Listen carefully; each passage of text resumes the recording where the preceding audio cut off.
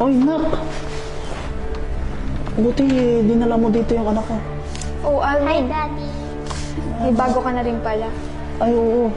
Si AJ nga pala. Nak, si Tita AJ nga pala. Hello. Hi. Alvin, siguro iwan ko muna sa'yo si Cassandra. Alam mo naman na hati tayo sa responsibilidad. Sige na, Cassandra. Magpakabait ka sa stepmom mo tsaka kay daddy mo, ha? Okay po. Sige na. Nak, tara, pasok ko dito. Salamat, ha. Bye, Mom. Huwag ka mag-alala, kami na bahala kay Cassandra. Tara.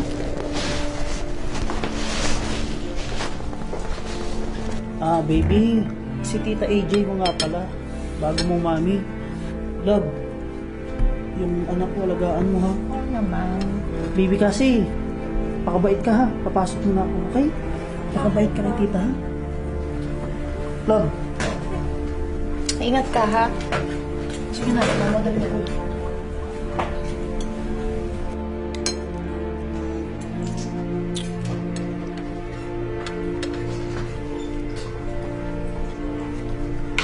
Oh, bilisan mo na dyan at marami ka pang gagawin. Pero po, kumakain pa po ako. Ay, ano naman yan kung nakain ka? Pwede mo naman yan bilisan eh. Pwede ko po natapusin pa. Sumasagot ka pa.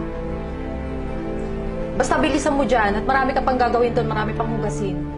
Pero po, hindi po pinapagawa ito sa akin ni Mami.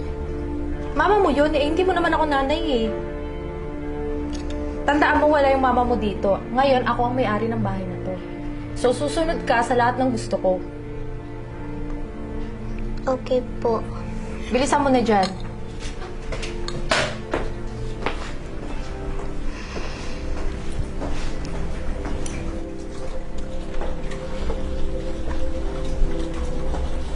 Bilisan mo na dyan at madami ka pang gagawin dun sa loob.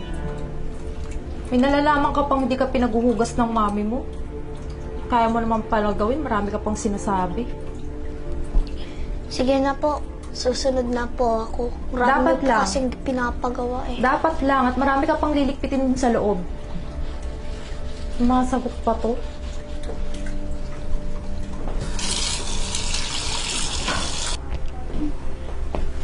Ano to mga to, Cassandra? Di ba sinabi ko sa'yo kanina, likpitan mo na to lahat?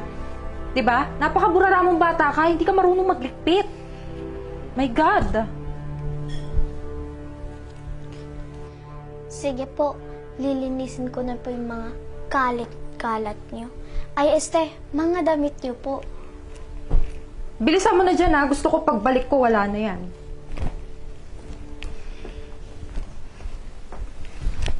Oh, kasi, kamusta naman yung bakasyon mo dun sa daddy mo tsaka sa stepmom mo? Okay lang po, I guess. At saka, bakit iba yung mood mo? Tsaka, napapansin ko bakit palagi kang pagod. Sabihin mo nga sa akin yung totoo. Di ba sabi niyo po, bawal po magsinungaling? Eh kasi yung bago pong asawa ni Daddy, ang minya po sa akin, pinaghugas niya po ko ng pinggan. Sabihin mo nga sa akin yung totoo. Mami, sabi niyo po, bawal po magsinungaling, di ba? Yung asawa po kasi ni Daddy, min po siya sa akin, pinaghuhugas niya po ko ng plato at saka pinapaayos niya sa akin yung mga hindi ko po gamit. Ganun ba, anak? Sige, sa susunod, kapag alam mong hindi mo dapat kailangan gawin, lumaban ka na, okay? Okay po. Thank you. Ano ba to? Ang daming dumi dito sa bahay. O ano, Cassandra, likpitin mo lahat to. Cellphone ka ng cellphone dyan. Sino ka ba para pagsabihan ako ng ganyan? At sino ako? Ako lang naman ang bagong asawa ng daddy mo. But not my mom. So, wala kang magagawa dyan. At saka, mess mo yan, di ba? Gawin mo na. At ngayon sumasagot ka na. Gusto mo ba sabihin ko yung mga sinasabi mo sa akin ngayon sa daddy mo? Parang alam niya naman eh. Look around you. AJ, Oh, love. ano to? Tignan mo naman yung anak mo. Wala nang ginagawa dito sa bahay. Cellphone na lang ng cellphone. Tapos ito, ang daming kalat. AJ, alam ko na lahat. Makausap ko yung mami niya. Hindi mo pwedeng gawing alila yung anak ko. Kinuha ko siya dito para maging malapit sa akin at maging malapit sa'yo. Hindi alila yung anak ko. Pasensya ka na, anak, ha? Alam mo, mas kailangan ko yung anak ko kaysa sa'yo. Ngayon, kung hindi mo siya matatanggap, makakaalis ka na dito. Hindi mo na ako kailangan paalisin. Aalis ako sa bahay na to.